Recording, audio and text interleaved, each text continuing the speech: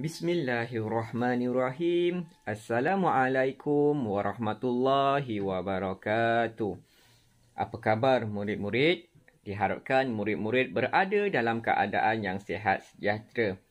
Alhamdulillah, bersyukur kita kehadirat Ilahi dengan berkat dan izinnya dapat kita sama-sama meneruskan sesi PDPR kita dalam Bahasa Melayu tahun 2 pada hari ini. Baiklah murid-murid, tanpa membuang masa lagi, mari kita tengok objektif pembelajaran kita yang kita ingin belajar pada hari ini.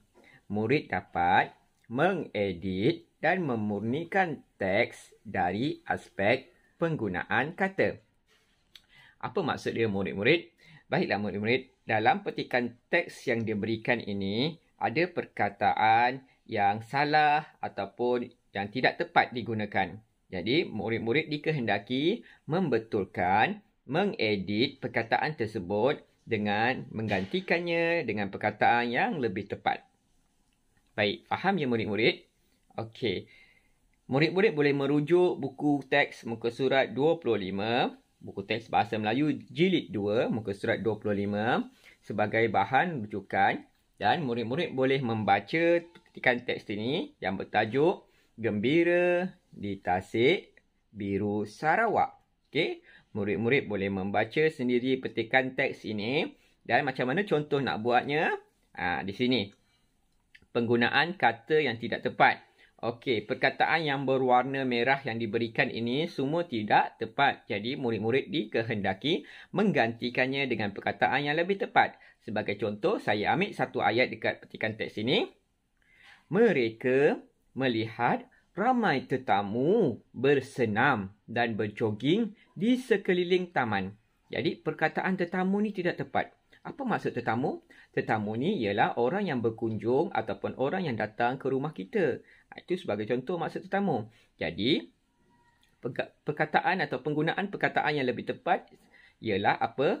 Pengunjung. Murid-murid dikehendaki menggantikan perkataan tetamu ini kepada perkataan pengunjung.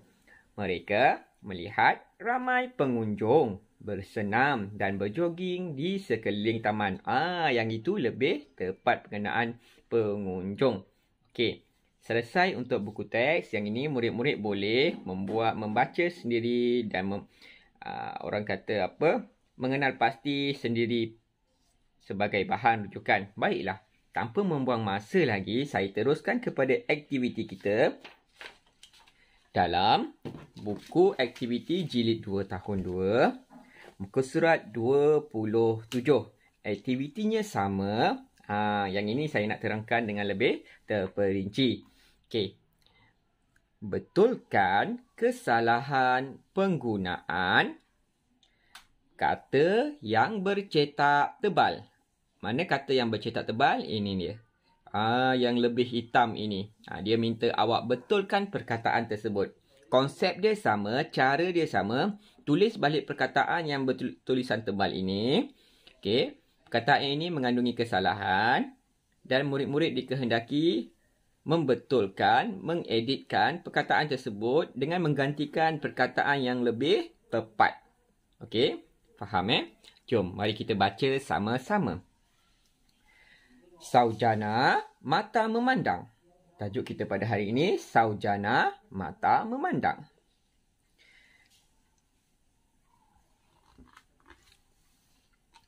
Dahlia teruja setiap kali tibanya musim cuti persekolahan. Dia akan pulang ke kampung neneknya di Kuala Kedah. Sawah terbentang luas Saujana mata menengok di sekeliling rumah nenek Dahlia. Kampung ini dekat daripada hiruk pikuk kesibukan kota. Udaranya sedap dan nyaman. Pemandangan padi yang menguning pula sungguh jelita. Kampung nenek Dahlia hilang daripada pencemaran.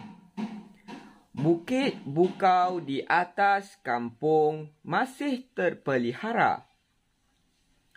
Belum ada tanda bukit bukau itu akan diterokai oleh sesiapa. Bagi Dahlia, masa terasa sangat lekas berlalu ketika berada di kampung neneknya.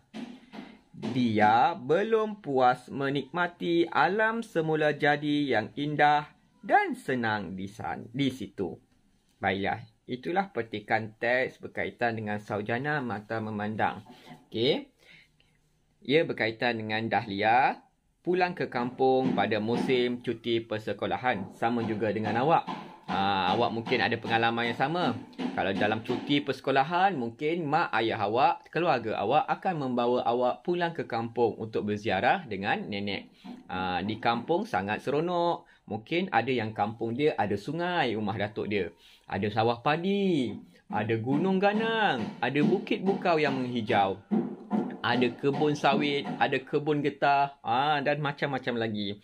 Suasana di kampung sangat seronok. Tetapi akibat daripada pandemik COVID sekarang, semua orang tidak boleh merentas negeri, tidak boleh merentas daerah, tidak boleh balik ke kampung. Jadi kita kena duduklah di rumah dan jaga keselamatan, kesihatan kita sendiri.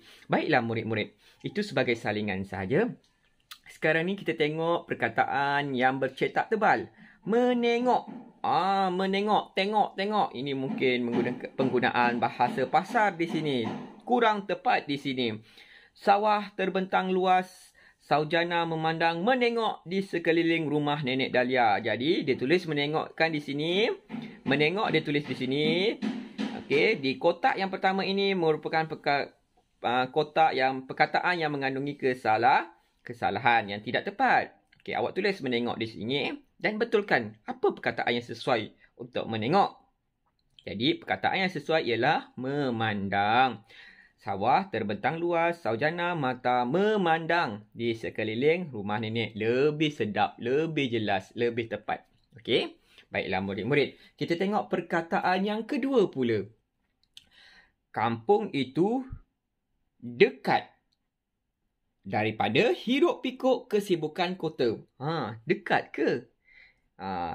Kurang tepat. Sebenarnya kampung itu jauh. Maknanya dia jauh daripada kesibukan bandar.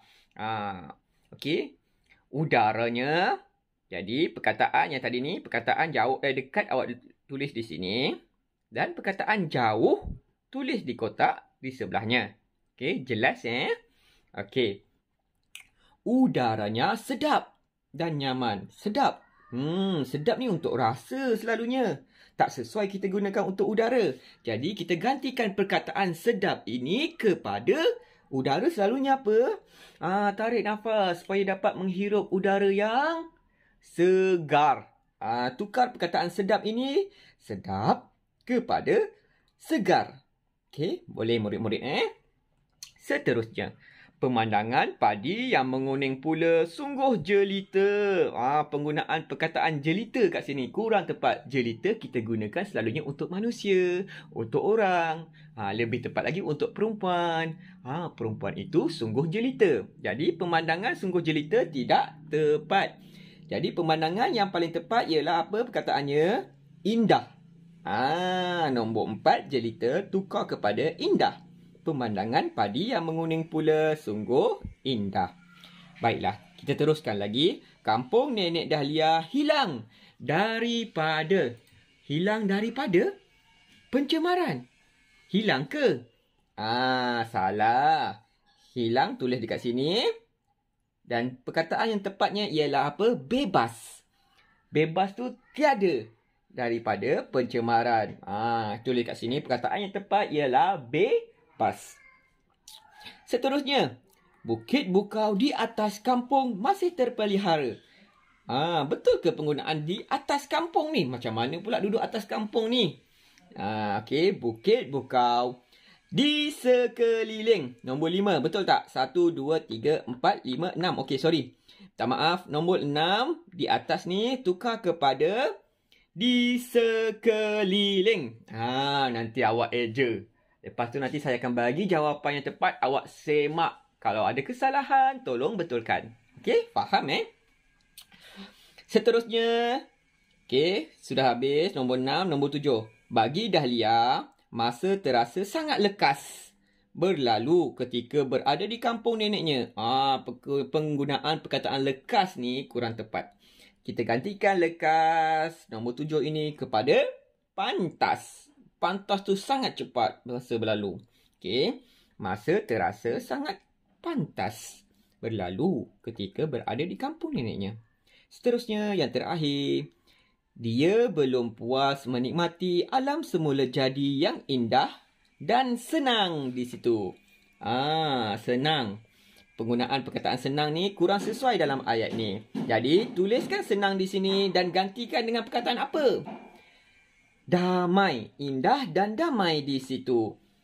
Dia belum puas menikmati alam semula jadi yang indah dan damai di situ. Gantikan perkataan senang kepada damai.